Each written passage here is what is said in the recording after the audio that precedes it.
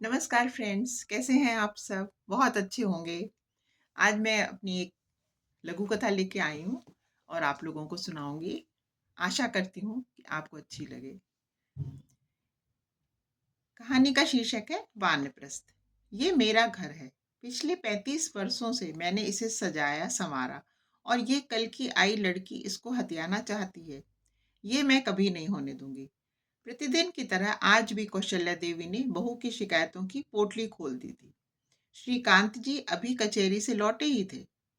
घर में घुसते ही तुम्हारा ये रोज का महाभारत चालू रहता है। हमारी बहू अभी बच्ची है, उसे प्यार से समझाओ, वो धीरे धीरे सब समझ जाएगी और घर की जिम्मेदारी भी संभालने लगेगी। श्रीकांत जी ने पत्नी को समझाया था।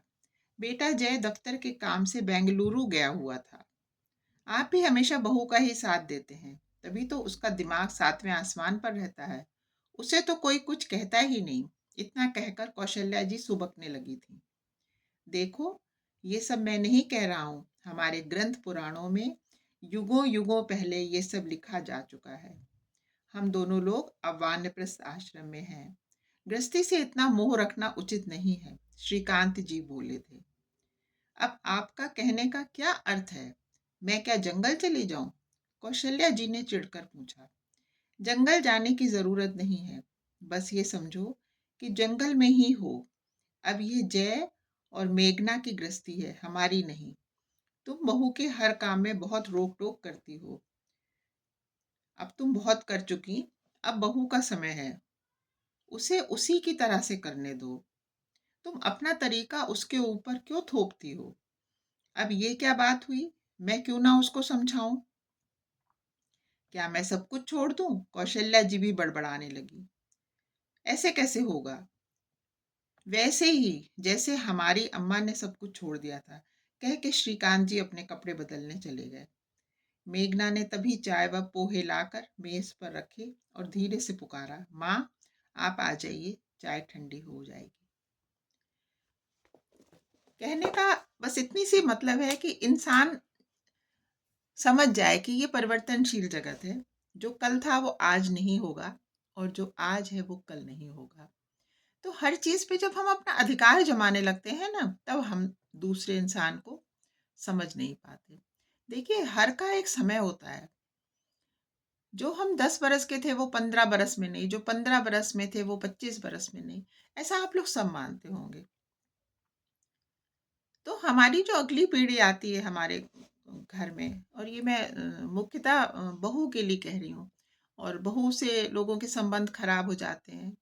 तो उन संबंध के पीछे संबंध खराब हो जाते हैं कहना हमेशा उससे क्या ही सार्थक बात निकलेगी। सार्थक बात तब निकलेगी जब हम ये देखें कि कहाँ पे कुछ कमी रह जाती है और कैसे हमें करना चाहिए जिससे कि बहुत एक परिवार का वातावरण सुखद हो। और हमेशा हमें अपना अहंकार में नहीं रहना चाहिए, क्योंकि क्या है ना, हमारा एक अनुभव का एक समय है, बहुत बीत गया है, कोई 50 ईयर्स, 55 ईयर्स, 60 ईयर्स प्लस। हमारे हाथ की 4-5 उँगलियाँ भी बराबर नहीं होती। इस तरह से जो हमारी नेक्स्ट जनरेशन आती है वो अपने हिसाब से काम करती है। हमारी डॉटर्स भी अपने हिसाब से काम करती हैं, है ना? हर समय हम उनको थोप नहीं सकते कि तुम ऐसे ही करो, तुम ऐसे ही करो। तो जो पराई बच्ची आती है उसके लिए हम क्यों इतने कठोर हो जाते हैं? उसके लिए भी हृदय को बड़ा रखना चाहिए और सोचना चाहिए वो भी किसी की बच्चा है, उससे प्यार से बात करें। उससे प्यार मन में भले ही ना हो, लेकिन ऊपर से कम एक डिसेंट टॉक करें। एक उसको इंसान तो समझे ना, कोई जीव तो समझे ना। और उसके बाद फिर बहुओं का भी दायित्व है कि अपने जो फादर मदर इन लॉ है, मैं वो वाली बात नहीं कहती कि उनको अपने माता पिता मानो, क्योंकि देखिए ना, माता पिता तो वही होते हैं जिन्होंने जन्म दिया होता है। परंतु माता पिता के पद पे वो ना हो के भी उनके समकक्ष तो अवश्य होते हैं। तो हमें किसी भी बड़े से अच्छे से बात करनी चाहिए, संस्कार आदर से बात करनी चाहिए। तो अपने इन लॉज से भी अच्छे से बात करनी चाहिए। दोनों लोगों को थोड़ा थोड़ा एक एक कदम आगे चलना चाहिए, बढ़ना चाहिए एक दूसरे के प्रति।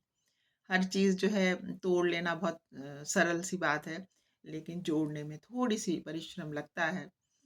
तो उस अगर हम उसको कर सकें तो अच्छी बात है। और बाकी तो ये है कि हम लोग खुद स्वयं में सीनियर सिटीजन हैं, हम लोग कह ही सकते हैं कल ना तो हमारी नेक्स्ट जनरेशन को स्वयं ही होगा।